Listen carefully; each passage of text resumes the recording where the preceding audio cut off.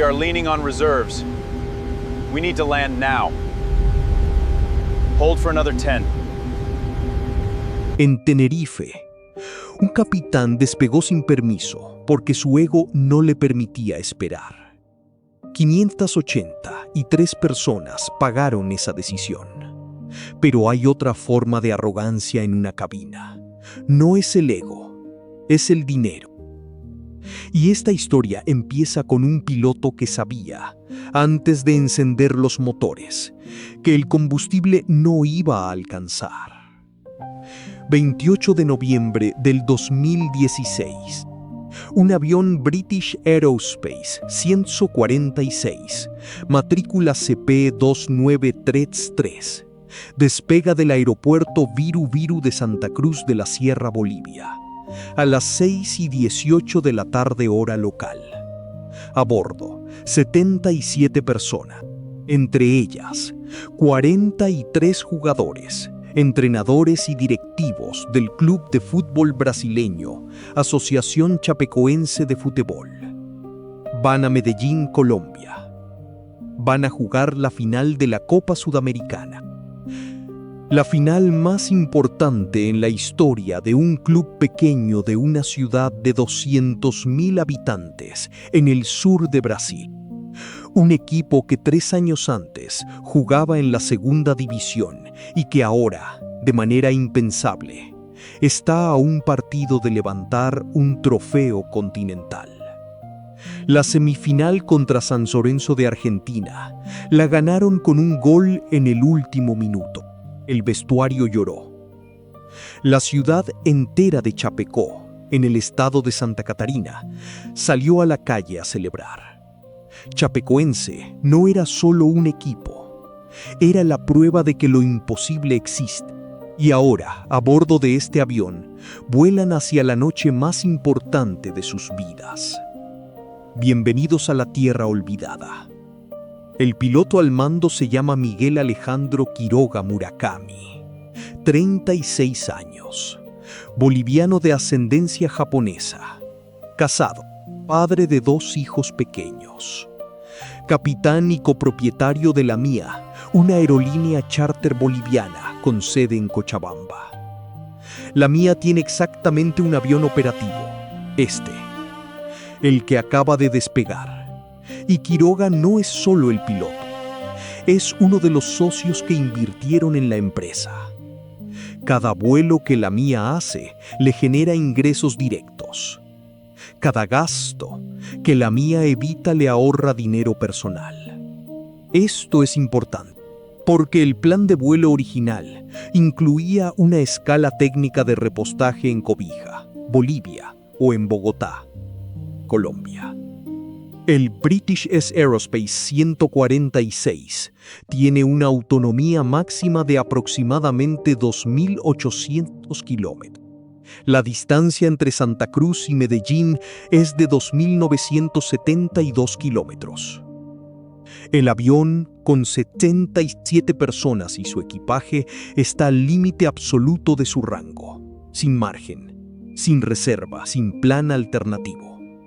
Y Quiroga lo sabe antes de despegar, lo sabe cuando firma el plan de vuelo, lo sabe cuando elige no hacer la escala, porque una escala de repostaje cuesta dinero, tasas de aterrizaje, combustible a precio de aeropuerto internacional, tiempo.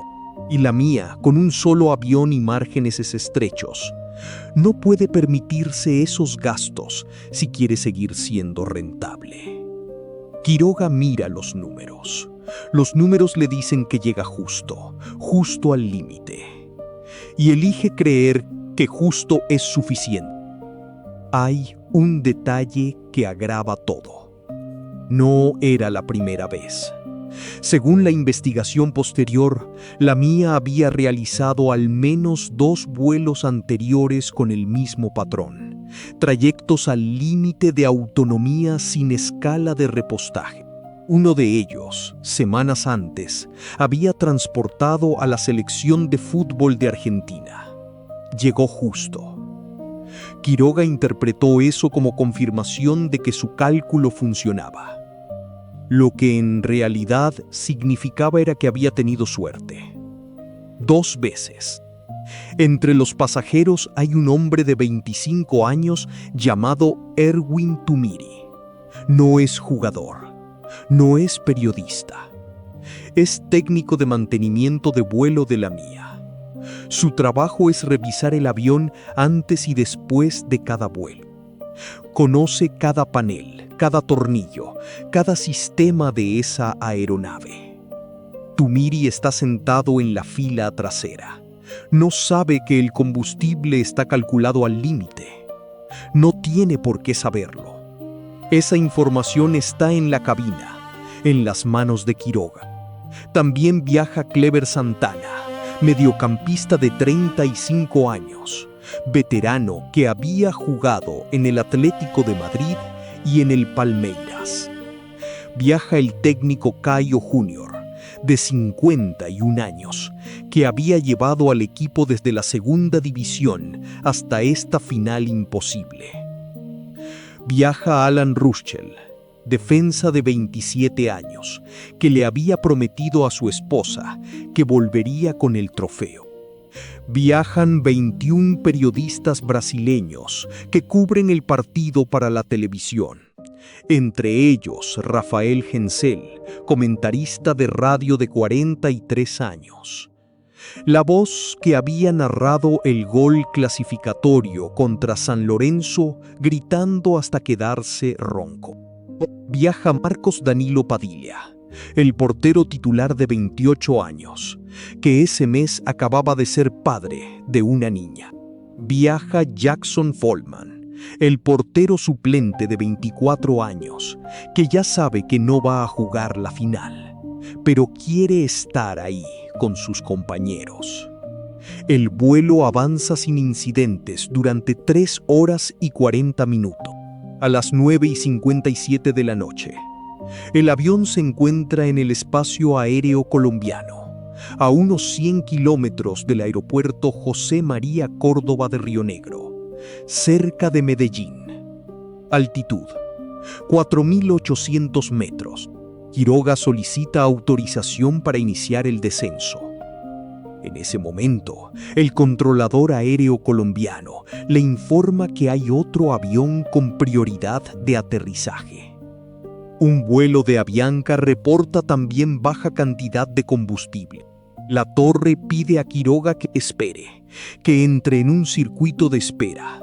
Esperar significa volar en círculos. Volar en círculos significa quemar combustible.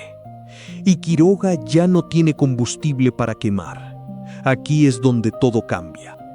Un piloto con reserva de combustible normal habría declarado emergencia. La palabra clave en aviación es Mayday para emergencia inmediata o Pan para urgencia. Cualquiera de las dos le habría dado prioridad absoluta de aterrizaje. Pero declarar emergencia significa admitir que despegaste sin suficiente combustible. Significa una investigación. Significa que la Mía pierde su licencia. Significa que Quiroga pierde su empresa. Quiroga no declara emergencia. No inmediatamente. Entra en el circuito de espera. Vuela en círculos sobre las montañas de Antioquia, a 4.800 metros, en la oscuridad total. Dentro de la cabina, los indicadores de combustible están en rojo. Las luces de advertencia parpadean. El copiloto Ovar Goitia mira los instrumentos. Sabe lo que significan. Pero Quiroga es el capitán y el dueño. Y Goitia no insiste. A las 10:02 de la noche, Quiroga finalmente reporta problemas de combustible a la torre. No usa la palabra emergencia. Dice, tenemos problemas de combustible. Es una frase ambigua. No tiene el peso legal de Mayday. A las 10:05 el primer motor se apaga. Sin combustible. A las 10:06 el segundo motor se apaga. El avión queda sin propulsión, sin electricidad, sin instrumentos. a 4.800 metros de altitud sobre las montañas de Antioquia. De noche, con 77 personas, Quiroga intenta un planeo hacia la pista, pero está demasiado lejos. El avión desciende en silencio, sin motores, sin luces, solo el sonido del viento. A las 10:17 de la noche, el vuelo Lamia 2933 se estrella contra el Cerro Gordo, en el municipio de La Unión, Antioquia, a una altitud de 2.600 metros. No hay fuego, no hay explosión, porque no queda combustible. Solo el impacto seco y brutal del fuselaje de aluminio contra la ladera rocosa cubierta de vegetación tropical. De noche, bajo la lluvia, en medio de las montañas de Antioquia. El avión se parte en varios fragmentos. La cola se separa del fuselaje principal. 71 personas no salen. 6 sobreviven. Alan Ruschel, el defensa que prometió volver con el trofeo, es encontrado con la camiseta del chapecoense aún puesta y una fractura en la columna vertebral. Jackson Follman, el portero suplente, es extraído con heridas graves en la pierna derecha. En el hospital le amputarán la pierna. Nunca volverá a jugar. Rafael Hensel, el comentarista de radio, es encontrado consciente entre los restos, repitiendo una sola frase: "Están todos acá arriba, están todos acá arriba". Erwin Tumiri, el técnico de mantenimiento de 25 años que estaba sentado en la fila trasera, sobrevive. En el momento del impacto, se había puesto en posición fetal, los brazos cruzados sobre la cabeza, el cuerpo doblado sobre las rodillas. La sección trasera de ese avión se separa del fuselaje. Tumiri queda entre los restos. Tiene fractura, pero está vivo. Lo sacan los equipos rescate colombianos que suben al cerro a pie, con linternas, mochila médica y camillas improvisadas, porque los helicópteros no pueden operar de noche en esa zona montañosa a 2.600 metros de altitud. El camino de ascenso tarda 40 minutos. Los rescatistas escuchan gritos entre los restos. Tumiri es trasladado al hospital de La Ceja. Sobrevivirá. Y 4 años después, en enero del 2021, Erwin Tumiri sobrevivirá a un segundo accidente. Un autobús que cae por un barranco en la carretera de Cochabamba. 14 personas en ese autobús no salen. Tumiri sale caminando. 2 accidentes. 2 veces el último en irse. 2 veces con vida. Marcos Danilo Padilla, el portero que acababa de ser padre, es rescatado con vida del cerro, pero no resiste. Su corazón se detiene en el hospital de La Ceja 4 días después. Nunca llegó a ver la final que iba a jugar. 3 días después, el Estadio Arena Condá de Chapecó se llenó con 20.000 personas, no para un partido, para una ceremonia. Las sillas de los jugadores estaban vacías. Sobre cada una camiseta con su número. La lluvia caía sobre el estadio abierto y nadie se movió durante 2 horas. En Medellín, 100.000 hinchas del Atlético Nacional llenaron el estadio Atanasio Girardot con velas blancas y cantaron "Chape, Chape, Chape" durante toda la noche. La investigación de la Aeronáutica Civil de Colombia confirmó lo que todo el mundo sospechaba. El avión se quedó sin combustible. No por un fallo mecánico, no por una fuga, por una decisión deliberada de no repostar. El informe establece que el plan de vuelo presentado por Quiroga no incluía la reserva mínima de combustible exigida por las regulaciones de la OASI. Quiroga había calculado el vuelo directo sabiendo que no había margen. ¿Por qué? Porque una escala costaba entre $15,000 y $20,000 entre tasas, combustible y logística. La mía, con un solo avión y contratos ajustados, no podía permitírselo. O eso creía Quiroga. Lo que nunca podrá responder es por qué no declaró emergencia cuando la torre le pidió esperar. Tuvo 2 minutos. 2 minutos donde una sola palabra, Mayday, habría cambiado todo. Le habrían dado prioridad. Habría aterrizado. Los 77 habría bajado del avión. Pero esa palabra significaba perder su empresa. Y eligió el silencio. El Atlético Nacional de Medellín, el rival que esperaba al Chapecoense en la final, pidió a la Conmebol que entregara el título al equipo brasileño. La Conmebol aceptó. El Chapecoense recibió la Copa Sudamericana del 2016, un trofeo que nunca se jugó, ganado por pérdida. La Dirección General de Aeronáutica Civil de Bolivia también fue investigada. El regulador que debía supervisar a la mía había permitido que la aerolínea operara con un solo avión, con un piloto propietario y con planes de vuelo que no cumplían los márgenes de combustible. El director de la DGAC fue detenido. Varios funcionarios enfrentaron cargos. El sistema regulatorio boliviano estaba diseñado para que el vigilado se vigilara a sí mismo. Erwin Tumiri volvió a Cochabamba. No volvió a volar con la mía porque la mía dejó de existir. Le revocaron la licencia. A Tumiri le preguntaron en una entrevista en 2018 si sentía rencor hacia Quiroga.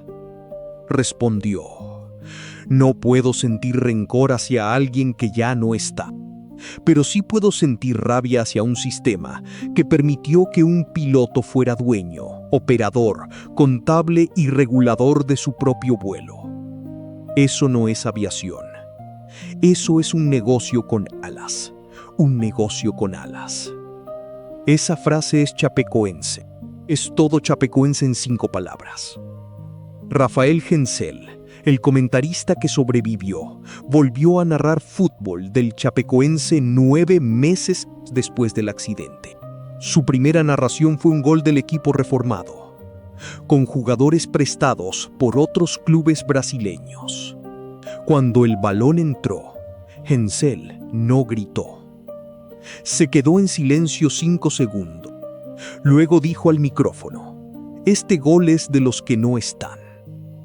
En marzo del 2019, Hensel sufrió un paro cardíaco durante un partido de fútbol recreativo. No salió. Tenía 45 años. Si conoces a alguien que trabaja en la industria aérea, en regulación de transporte o en cualquier sector donde el que opera es el mismo que se fiscaliza, cópialo el link en el minuto 10:15. Mándale ese momento, donde los motores se apagan en silencio sobre las montañas de Antioquia. Y pregúntale, ¿quién debería haber dicho que no? Quiroga no fue el primero en poner el dinero por delante de la seguridad. Y no fue el último. Pero hay otra clase de catástrofe aérea donde el piloto no sabe nada. No puede saber nada. Porque alguien en tierra le ha robado la información. Le ha cegado los instrumentos con una cinta adhesiva. Un Boeing 757 de Aeroperú, vuelo 603, 2 de octubre de 1996, Lima, Perú, medianoche. El capitán Eric Schreiber despega con 70 personas a bordo. Y desde el primer segundo de vuelo, cada pantalla, cada altímetro, cada indicador de velocidad le miente. Porque alguien, durante el lavado del avión, Dejó cinta adhesiva cubriendo los puertos estáticos del fuselaje y nadie la quitó. Si quieres saber qué pasa cuando un piloto vuela 30 minutos sobre el Océano Pacífico sin un solo instrumento que diga la verdad, haz clic ahora mismo en el video de Aeroperú que aparece en tu pantalla. Te espero allí.